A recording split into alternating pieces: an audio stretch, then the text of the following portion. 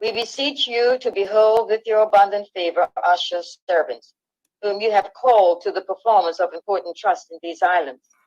Father, let your blessing descend upon us here assembled, and grant that we may treat and consider all matters that shall come under our deliberation in so just and faithful a manner as to promote your honor and glory, and to advance the peace, prosperity, and welfare of these islands and of those whose interests you have committed to our charge.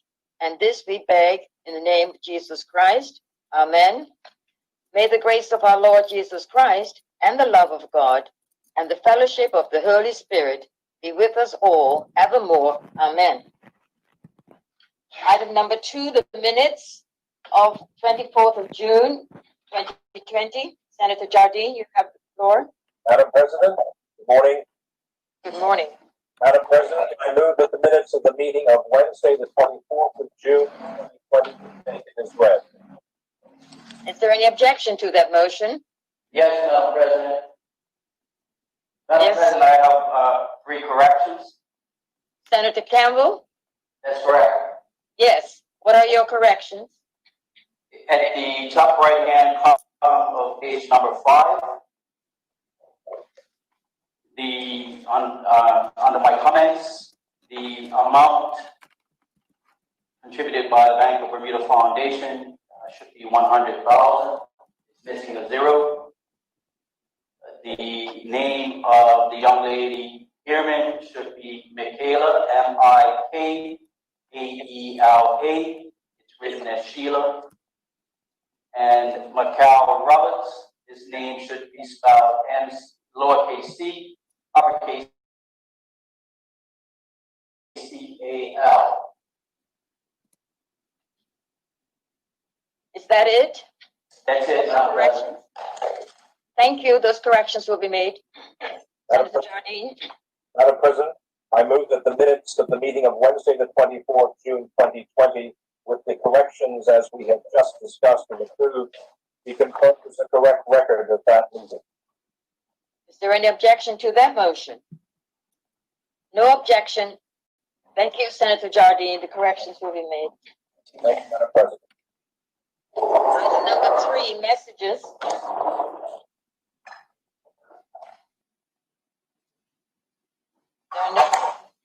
There are no messages. Item number 4, reports of committees. There are none. Item number 5, announcements. I have one announcement, and that is, Senators, I wish to announce that in accordance with the provisions of Section 24.1 and 24.3 of the Ombudsman Act 2004, a copy of the Ombudsman for Bermuda Annual Report for the year ended the 31st of December 2019 has been forwarded to me as the President of the Senate, and that copies of the said report are hereby tabled in the Senate for the information of Senators. Please note that copies of the report can be accessed on your tablets and on the parliamentary website. We do have a few more announcements, and the second one is the Public Health COVID-19 Emergency Order 2020, and I believe that's in the name of the Senator Simmons Wade. I believe that is your announcement. You have the floor. Yes, thank you, Madam President. Good morning, everyone. Madam President, I hereby present for the information of Senate the following subsidiary legislative items.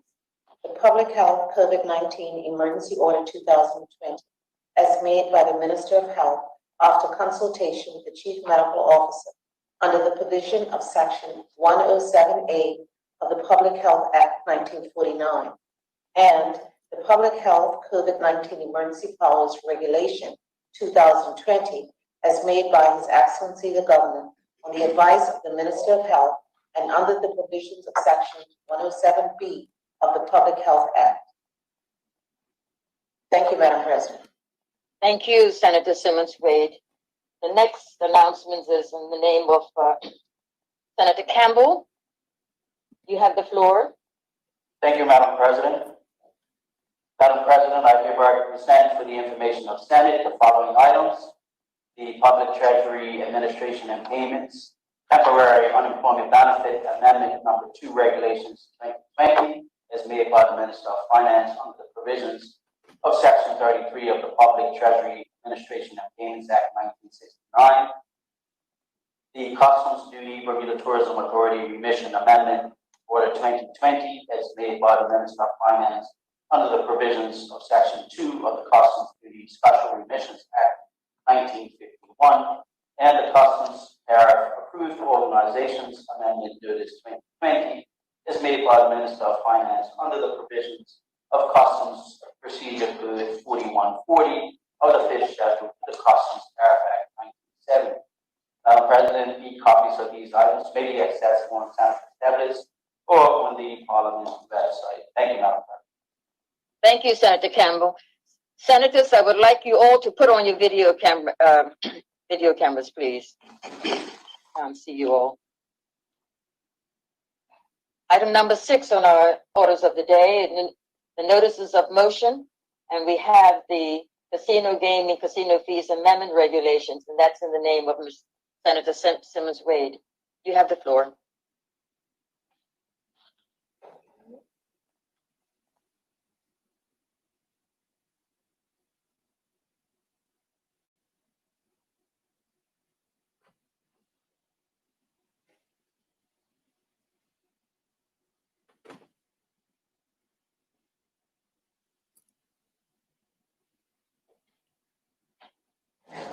Madam President, Yes. I hereby present for consideration of Senate the draft regulations entitled the Casino Gaming Casino Fees Amendment Regulation 2020, proposed to be made by the Minister responsible for gaming under the provision of Section 196 of the Gaming Casino Act 2014.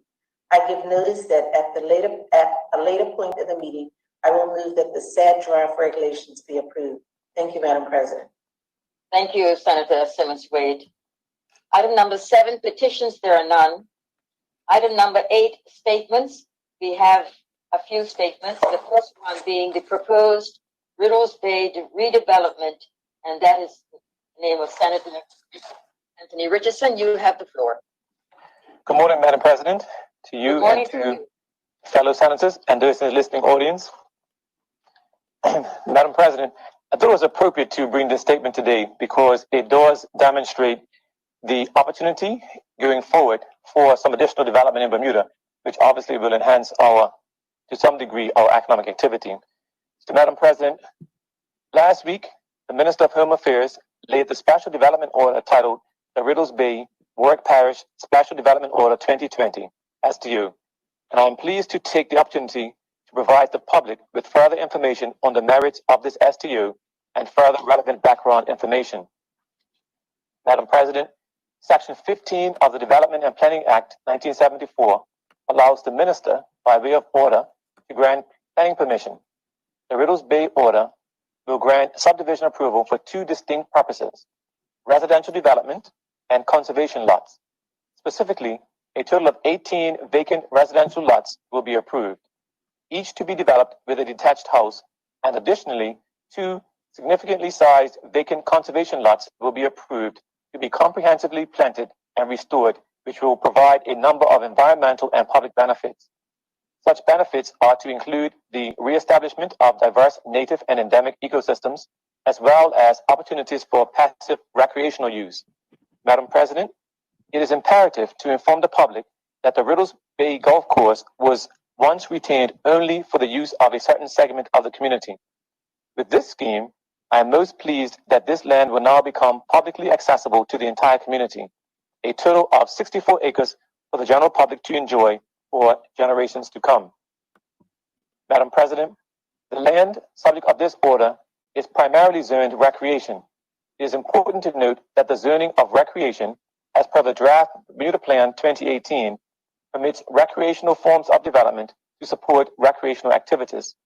Such examples of the forms of development that may be cited in this zone include horse stables, riding schools, sports fields, community clubs, stadiums, and the like. Madam President, I wish to provide further background information regarding the comprehensive subdivision application process for the scheme. This project has undergone an exhaustive environmental analysis and scrutiny. The application submission included an environmental impact statement and conservation management plan. All legislative procedures were followed insofar that the statutory objection period occurred, as well as extensive consultation with technical officers from other relevant departments. Madam President, the Department of Planning, in the review of the comprehensive submission, reached the conclusion that the proposal represented an appropriate form of sustainable development which would bring about notable public benefits that would outweigh any harm brought about by the loss of recreational zone land. Madam President, the department's board report, accessible on their website, clearly articulated the following salient points.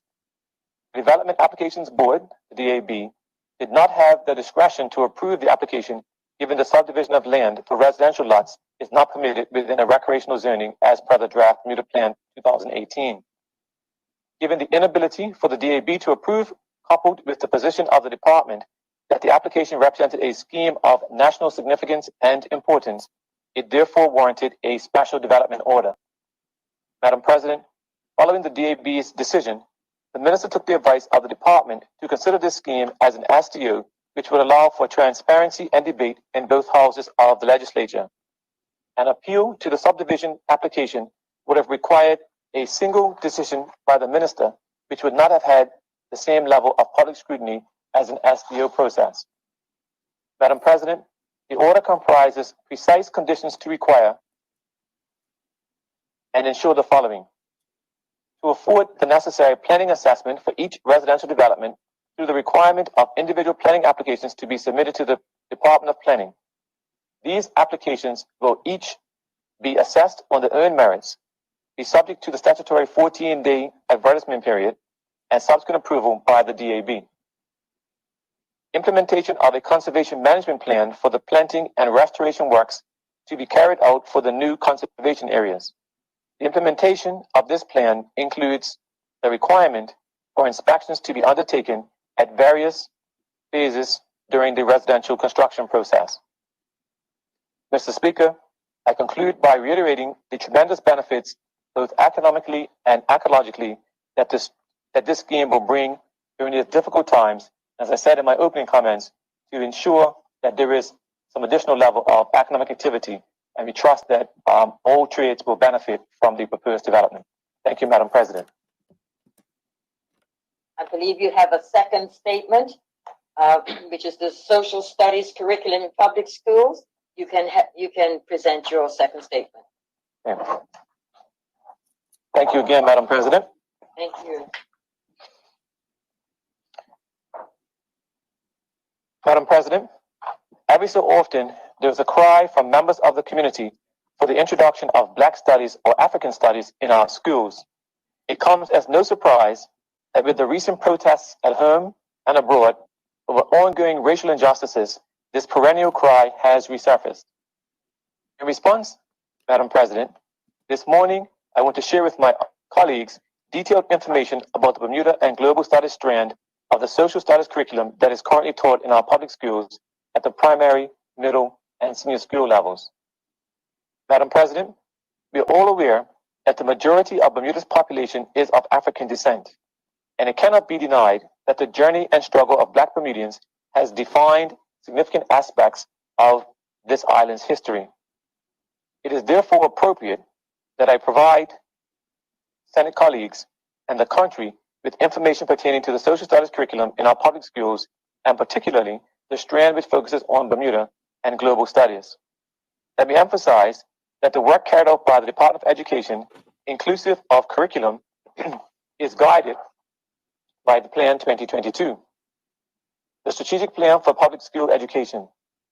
This is the pathway the department has been on since January 2018 and will continue on until we achieve an education system that is transformative for all students. Madam President, the technical officers have this year focused their efforts on ensuring that the social studies curriculum is grounded in a Bermudian content and context. Officers have revised and enhanced the Primary 1 curriculum with resources, activities, formative assessments, and outside learning, better known as field trips, for all primary years, P1 to P6. As the curriculum changes focus with each year level, teachers at the primary level can center Bermuda's Black culture and history or use African cultural references in the classroom. Madam President, for children in primary 1 through 3, the emphasis is on learning about who they are, both individually and collectively. At primary 1, the family unit is central to the learning experience, and Afro-Caribbean and African references can be used to examine the family. At primary 2, children are exposed to their cultural origins, which include, but are not exclusively, African and Caribbean. Young learners are exposed to food, music, cultural experiences, cultural expressions, and economic activities of our various identities. Bermuda's cultures and traditions, that is, our holidays, celebratory activities, as well as national and cultural symbols, are taught in primary 3. Specifically, Madam Speaker, Black history is connected to Kotmech, the tradition of emancipation activities, and the Gombe, a Black Bermudian cultural symbol that finds its origins in Africa, and, having passed through the Caribbean, now has its own distinctive Bermudian appeal. Bermuda history continues at the upper school level with the teaching of geography, economics, and civics taking center stage. Children learn about the island's discovery in the context of the age of exploration and our journey through various global historical milestones, as well as the global connection to Bermuda's economic activities. Bermuda's Black history is interwoven throughout these historical narratives. Madam President, the technical officers are continuously reviewing and the teaching resources, engaging in community partnerships around Bermuda history. This year, primary 4 students learned of the migratory experience of Black Bermudians and how slavery developed in Bermuda during the late 1600s. Primary 5 students deepened their knowledge of Bermuda's slave history as well as the emancipation movement through Bermuda's own Mary Prince, who was pivotal to the anti-slavery movement and abolition of slavery in the British Empire. Students learned about Sally Bassett, an icon in the slave revolt narrative. They also learned about the role friendly societies played in advocating for and supporting newly emancipated Blacks. Icons such as Wesley Tucker and Roosevelt Brown are also introduced to students at this level. Madam President, the social studies curriculum also includes Bermuda's history of racial segregation, unfair work conditions, the nature of racial injustices, the struggle for reform, and those personalities who led this struggle.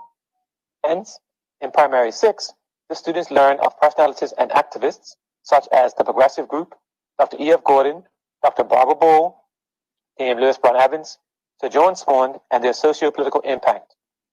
They also learn about the Tucker's Town dispute and the socio-political and economic impact of the development and displacement of the Black Bermudian community. Sorry. The social studies teaching resources explore the racialized climate of Bermuda in the 1960s and 1970s and the parallel experiences of African Americans who form part of the diaspora. Madam President, at the middle school level, the curriculum shifts from the local studies to global studies, featuring the Caribbean and ancient African kingdoms.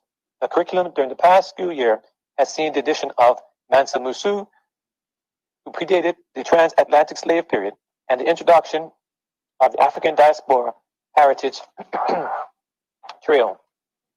At the senior school level, there is considerable flexibility with what is taught, but Bermuda studies is mandatory, with preserving our heritage and introduction to African courses offered as electives. The latter course provides a window for our senior students to see African history outside of the Middle Passage experience. Madam President, earlier I mentioned community partnerships. These partnerships have supported teaching and learning with the development of new resources and materials, helped to enhance the social studies curriculum, and supported professional development.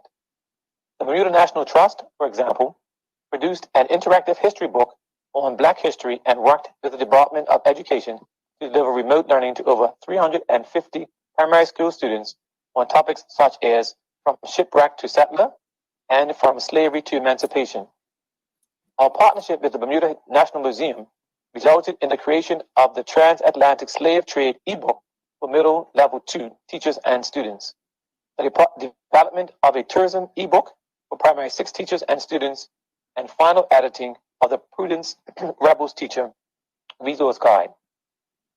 Madam President, we have several Bermudian professionals who have been a tremendous support to the Department of Education in providing professional development for teachers who deliver the social studies curriculum to our students.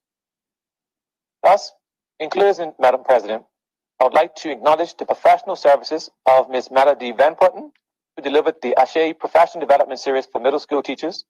Also, the Department's Education Officer, Dr. Riddles Tankard, who made a presentation on Mansa Musu, while Mr. Glenn Fubler of Imagine Bermuda delivered a transformative leadership workshop.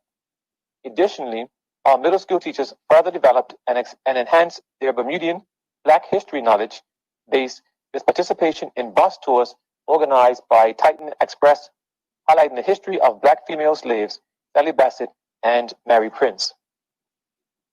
Madam President, both Bermuda and Global Studies has been incorporated into social studies curriculum for our public schools. Our children are receiving the history and culture of Black Bermudians and our African ancestry.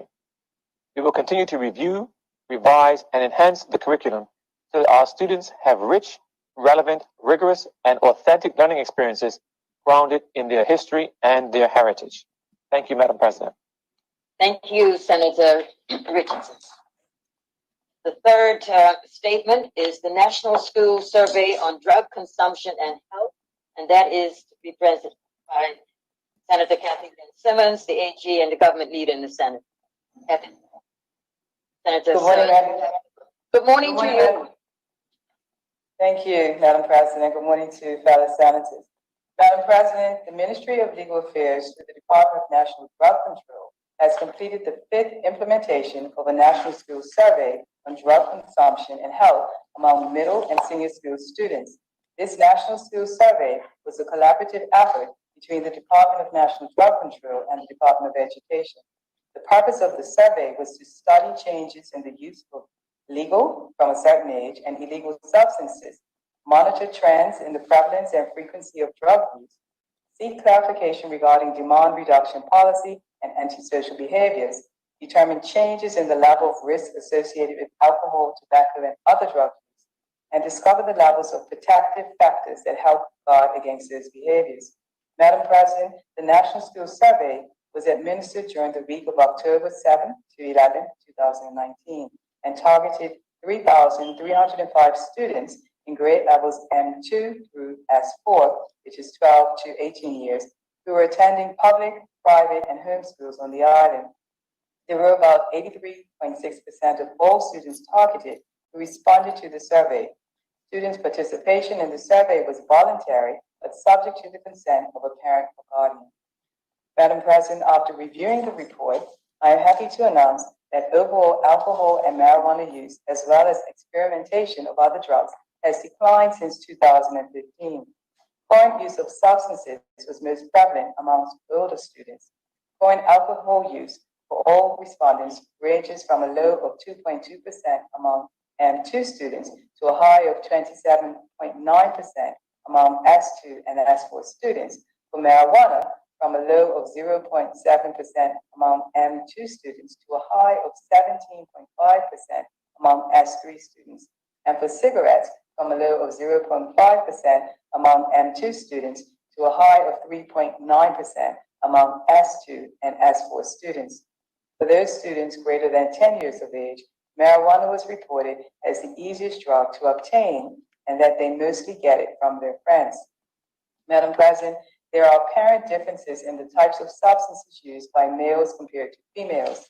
In both the lifetime and current reference periods, males were likely to use cigarettes, 6.5% and 2.1%, and inhalants, 10% and 2.3%, along with other illegal drugs, 1.9% and 1.2%, while alcohol was the most prevalent among females, 49.5% and 14%, 14.3%. Marijuana use was higher for females, 18.5% versus males, 17.8% in the lifetime reference period, whilst males have a higher current use in 2019, which is 8.2% versus females at 7%. The average age of first use remains similar to 4 years ago, ranging from 9 years for inhalants, 14 years for cannabis, resin, cocaine, ecstasy, and hashish. On average, alcohol use began around 12 years, cigarette use at 13 years, and marijuana use began around 14 years. Females initiated substance abuse earlier than males, with the exception of the later use of inhalants at 9 years and marijuana at 14 years. Madam President, compared to 2019, health risk factors have significantly increased as secondhand smoking is prevalent in homes and in vehicles. Just under 1 in 7 students, 14.0%, has reported that someone smoked tobacco products in their home at least one day in the past week, and almost 1 in every 13 students, 7.6%, said the same about someone smoking in a vehicle. Of greater concern, we now know that our young people are drinking and driving or riding with passengers, student passengers, or are passengers of persons or adults that have been drinking, putting students' lives at risk. Nearly 1 in 10 students, 8.7%, indicated that he or she has been on a bike driven by someone who had been drinking alcohol, with a higher proportion, 27.9%, of students who indicated the same about being in a car. Madam President, there is also a belief by many youths that drugs are in their schools or surrounding areas, and that students sell, give, or use drugs at school or in the surrounding areas, although this is personally evident by fewer students. The majority of students believe that there are drugs in the area surrounding or next to their school, 43.6%, or at their school, 37%. While there is the belief that students bring, try, or deal drugs at their school, 38.2%, or outside of the school, 35.2%, fewer students reported personally seeing a student selling or giving drugs, 14.8%, or using drugs at school or in an area surrounding the school, 21.5%. Madam President, students admitted that parents admonish substance using behaviors and convey dangers, but there is room for improvement. Students reported that the majority, 86%, of their parents still reportedly get upset if they catch their children coming home tipsy or drunk, with 87.3% getting upset if parents find out that students are smoking marijuana. However, just over 3 in 5, or 63.1% of the respondents, said that they had not had a serious conversation about the dangers of drugs with their parents or guardians. Additionally, there were friends who still will not disapprove nor convince another to stop smoking marijuana, while most students said that all or some of their friends would try to convince them to stop or disapprove them smoking marijuana. There was 1/3, 33.2%, of students who indicated that no friend would do so. Madam President, for the first time in Bermuda, the school survey measured vaping. Vaping is the inhaling of a vapor, which is created by an electronic cigarette or other vaping device containing cartridges that are filled with liquids such as nicotine or other concentrates such as marijuana. Lifetime prevalence of vaping ranges from a low of 4.1% for M2 students to a high of 41.2% for S4 students. Overall, slightly over 1 in 5, or 22%, of the survey respondents have reported vaping in their lifetime. With reference to use in their lifetime, majority, 197 of students, used just flavoring in their vaping devices on 1 or 2 occasions, which represents 7.1% of all survey respondents. Fewer students, or 69 of them, reported vaping marijuana on 1 or 2 occasions in their lifetime. Overall, this represents 2.5% of all survey respondents. There were 60 students who reported vaping nicotine on 40 or more occasions, which represents 2.2% of all survey respondents. Madam President, I am pleased to report that when it came to protective factors, the highest levels of protection were observed for family rewards, for pro-social involvement, interaction with pro-social peers, and school opportunities for pro-social involvement. Protective factors are characteristics that are known to decrease the likelihood that a student will engage in problem behaviors such as substance abuse, depression, and anxiety, delinquency, teen pregnancy, school dropout, or violence. They encompass family, social, psychological, and behavioral characteristics. It is clear that our parents and schools are having a positive impact by supporting and rewarding positive social involvement. On the other hand, the highest level of risk is observed for sensation seeking, transition to mobility, and peer rewards for antisocial behavior. These factors were similar to those observed as highest risk in the 2015 survey. Risk factors are characteristics in the community, family, school, peer, and individuals' environments that are known to increase the likelihood of a student engaging in problem behaviors. While we are aware that young people seek excitement and are impacted by peer pressure and family dynamics such as relocation, the survey results show that our young people are being negatively impacted by having to change schools and home location. Madam President, students are also assessed on a variety of outcome measures such as depression, substance use, and treatment for behavioral issues, carrying a handgun, and other antisocial behaviors.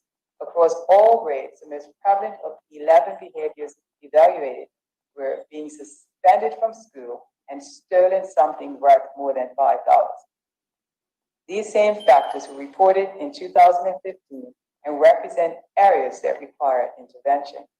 Madam President, this report is one of the steps in making us more aware of the current patterns of drug consumption amongst youth and involvement of young people in antisocial behaviors. Bermuda's youth must receive clear and concise messages that no use of alcohol, tobacco, or other drugs is acceptable. There are many challenges in preventing substance abuse and intervening with those who develop dependency. Scientifically based prevention programs with rigor and fidelity that are correctly implemented and adequately staffed and funded are an important part of reducing the negative outcomes associated with substance abuse. Hand in hand with this philosophy is the provision of services to treat young people who develop dependency or abuse of substances. Madam President, protecting our youth and equipping them with skills, tools, and community resources in a time of public health crisis is paramount. As a country, we must continue to push forward to diminish the long-term negative outcomes that early substance use amongst youth may have on the future of our island. This requires a total community effort. All segments of the community must become involved in the effort, with each individual embracing the motto, healthy communities, no place for drugs. Madam President, each participating school has received a customized report, and this document and all drug-related statistics can be found on the government portal at www.gov.bn using the search term substance abuse statistics and reports. Thank you, Madam President.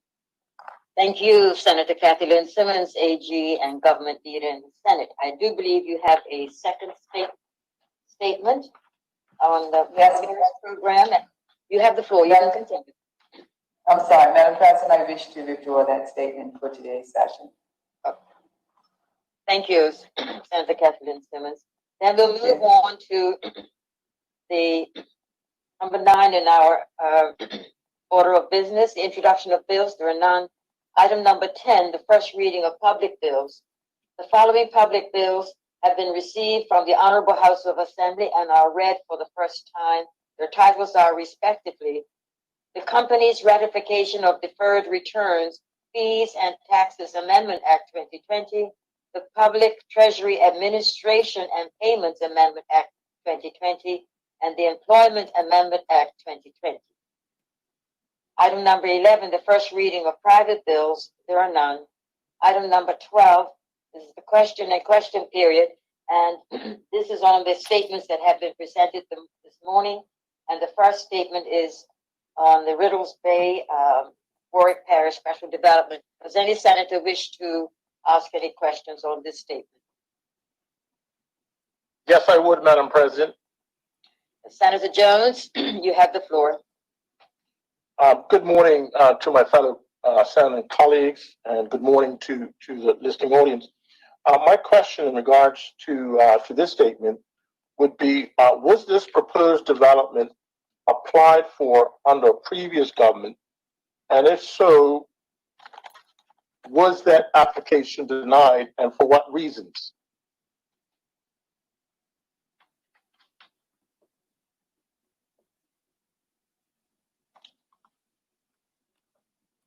Senator Richardson? Sorry, Madam President, I was waiting to see if there are any other questions and try to answer them or at least take notes and then answer them if you have, if that's possible, please. Yes, certainly, senators. Senator Richardson is requesting all questions, so can Senator Jones, did you have second question? No, that was it, Madam President. Would any other senator like to ask questions on this statement?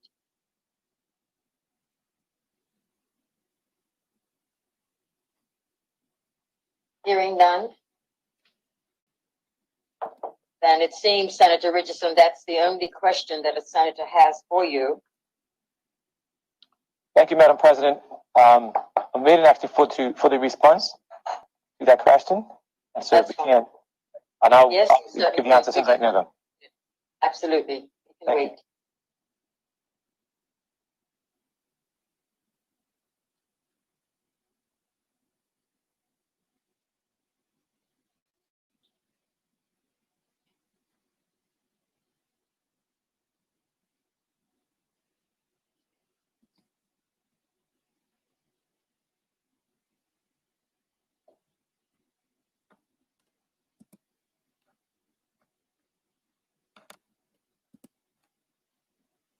Madam President, Yes, Senator Richardson. rather than cause an undue delay, can I just take that under advisement and undertake to give the answer to the Senate when available? Certainly, Senator Jones. You've heard his response. He will respond to you when he gets that response. So we'll move on then to the second statement, and that is the social studies curriculum in public schools. Does any senator wish to ask questions on that statement? Yes, Madam President. Senator Jones. Yes, I surely do appreciate the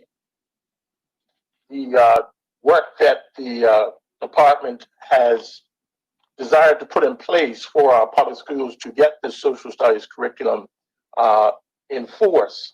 My question would be, is there any way that this particular curriculum can be mandated for private schools to actually put in place in their curriculum?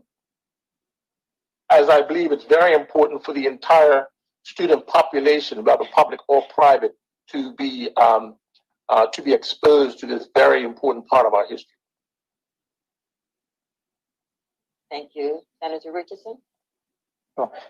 Madam President, yes, the minister does, as we all know, have the authority over the entire school system in Bermuda.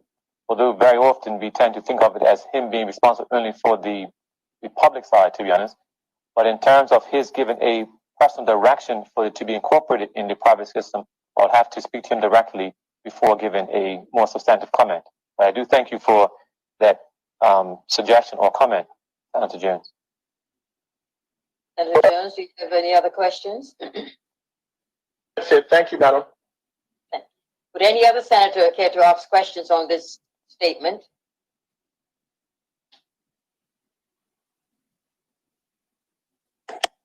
Yes, I would, Madam President. Senator Michelle Simmons, you have the floor. Thank you, Madam President. I too am very, very pleased to hear of the great work being done in our public primary, middle, and senior schools with regard to making sure our young people understand our culture and our history. Senator Jones must have been either looking at my notes or reading my mind, because I too wanted to ask a question about the minister's oversight of the curriculum in the private schools. I'm going to just change my question slightly and ask if in the private schools, I understand that most of them are following international curricula or curricula obtained from other countries. Within those curricula, is there scope to include Bermuda civics, Bermuda social studies, Bermuda history, and Bermuda culture? So that's my question. But it's along the same lines as Senator Jones, but I just could not keep quiet. Madam President.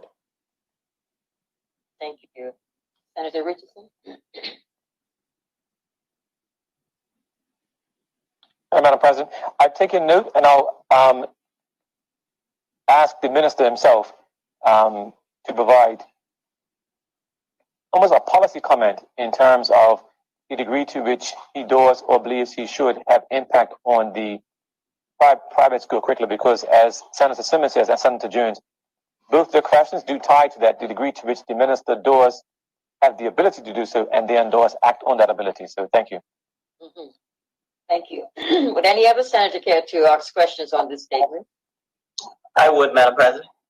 Senator Dwayne Robinson, you have the floor. Thank you so much. I agree with the sentiments of my colleagues. You know, our culture and history are extremely important, so I'm very happy to hear about those developments. This is definitely a step to empower our students. So on that empowerment vein, I would like to ask, are there any curriculum changes down the pipeline to really emphasize entrepreneurial ventures, to emphasize budgeting and wealth generating, wealth maintaining studies to help empower them for the future? Because I think it's very important for us to, you know, look at our past and look at our history and know who we are and where we've been. But I also just wanted to ask if there's anything combined with that to allow our kids to look to the future. I know there's some programs in there, but I was just wondering if there was a concerted effort and curriculum change coming down regarding that. Thank you. Thank you, Senator Robinson. Senator Richardson? Thank you again to my fellow senators for those questions. What I can say is that the schools do incorporate a degree of financial literacy, and yes, there can be room for expansion. And I just want to comment on what's required actually at the Berkeley. I do know that at that school, there is a requirement to take what I call like an economics financial literacy course in order to meet your graduating requirements. And I did comment, Madam President, at our last sitting that I was pleased to present comments at the KPMG challenge that also incorporated all these schools, although they were senior students, but it encouraged them to, or provided for them actually to take 100,000 virtual dollars, and then with various persons in the community providing mentorship, they were able to explore investment opportunities within real guidelines, and then based upon the final value of the portfolio, they were awarded, or 3 schools were awarded a total of $20,000 in cash. That's a long way of answering that, yes, there is the intent to continue to encourage financial literacy amongst all of our children because it's a necessary part of their present and future development. Thank you. And Madam President, if I may. Yes, certainly, Senator Richardson. So the question earlier in terms of did the proponents for the Riddles Bay development approach a form of government, the answer is that there were preliminary discussions, but nothing of substance, and so therefore there was not the opportunity to say to approve or disapprove the plan. Thank you. Thank you, Senator Richardson. Would any other, Senator Robinson, did you have any additional questions? No, Madam President. Thank you. Thank you. Would any other senator care to ask questions on this statement? No, then we'll move on to the third statement, and that is the National School Survey on Drug Consumption. Would any senator care to ask questions on this statement? Yes, Madam President. Senator Marcus Jones, you have the floor. Again, I would like to thank Madam AG for the very informative report on the National Survey on Drug Consumption amongst our school students. My question would be, was this survey categorized by ethnicity and by private versus public school students? And my second question would be, has a similar survey been conducted of the wider community? And if so, will that report be made public in light of pending cannabis legislation being proposed? That will be my 2 questions, Madam President. Thank you, Senator Marcus Jones.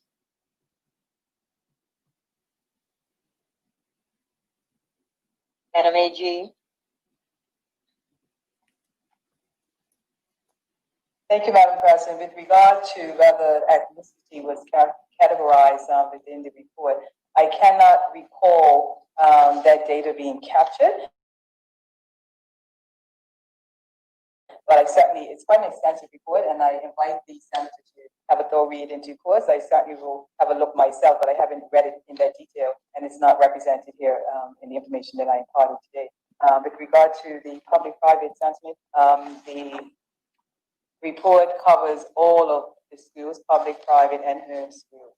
With regard to, and can you ask your last question again with regard to cannabis, Senator? Yes, Madam AG. Yeah, my question was a similar survey conducted for the wider community over and above just private and public school students? Mm-hmm. The National Drug Control Department conducts various surveys. You recall I came with the Guardian survey, and there's a lot of information that pertains to the wider population that is captured by that department. So what I will do for the benefit of Senator Jones, Madam President, is to forward the reports that would allow him to look at the information pertaining to the wider public. I think that would be an interesting and informative exercise for the senator to undertake. Just generally, Madam President, with regard to the reference to cannabis, senators need to appreciate that it's reports of this nature that actually inform policy development with regard to all of the proposals pertaining to cannabis and otherwise. And so this is very valuable information for the purposes of our development of that particular initiative. And we will certainly look forward to reviewing this very closely to ensure that our policy aligns with the efforts that are being undertaken by the National Drug Control Department. What is interesting, Madam President, I'll close on this, is that it allows us to particularize and identify the prevention measures and education measures that need to be taken to ensure that our population, including not just the children, the parents, are best informed to be able to give guidance to their children and with respect to their own activity around substances that may be prohibited by law. Thank you, Madam President. Thank you, Madam AG. Would any Senator, do you have any additional questions? That's fine. Thank you very much, Madam AG. Thank you. Would any other senator care to ask questions on this statement? I would, Madam President. Senator Jerry and Richardson, you have the floor. Thank you, Madam President, and good morning to yourself, fellow senators, and the listening public. With respect to the matter raised by Madam AG, in her statement, would the Honorable Minister please inform us what, if any, changes to national drug policy, the master plan or the action plan, have been determined to undertake so far? That is, have they made any decisions about what to do with that information, especially as it relates to our master plan or action plan? Thank you. Thank you. Thank you. Sorry, Madam President. Thank you for the information, the question, Senator Richardson. Colleagues need to be informed that, Madam President, that all of the information that is collated informs our national drug plan. However, the National Drug Control and the National Drug Plan are always tweaked and updated to reflect where we are in current use and policy surrounding drug use and any other activity in the country. So what you probably will see is a somewhat changed mandate coming out of the National Drug Control to reflect where we actually are today. You'll find that year over year, the various departments responsible for activity around this subject have a fairly, in my humble opinion, stagnant mandate that needs to be continuously updated. The staff in National Drug Control are very much experienced and proactive in terms of getting in the information to inform their mandate, but I expect the public will see some changes in that regard to better reflect where we are in 2020 and going forward. If that was helpful. Thank you, Madam AG. Senator Richardson, Jerry and Richardson, do you have any additional questions? Yes, Madam President. I believe the national plan or the master plan, it goes by various names, but action plan is no longer up to date. I don't think it is 2019 or 2020 plan. Would Madam AG just be able to clarify if and when that would be updated, given that it's a topic at the moment? Thank you. Sure. Thank you, Madam President. Sorry. That plan will be updated as the need arises to reflect, as I said, the expanded policy pertaining to drug use and abuse. And when that report is in fact updated and finalized, it will be shared with the general public as per the norm. Senator Richardson, do you have your second question? Do you have a third question?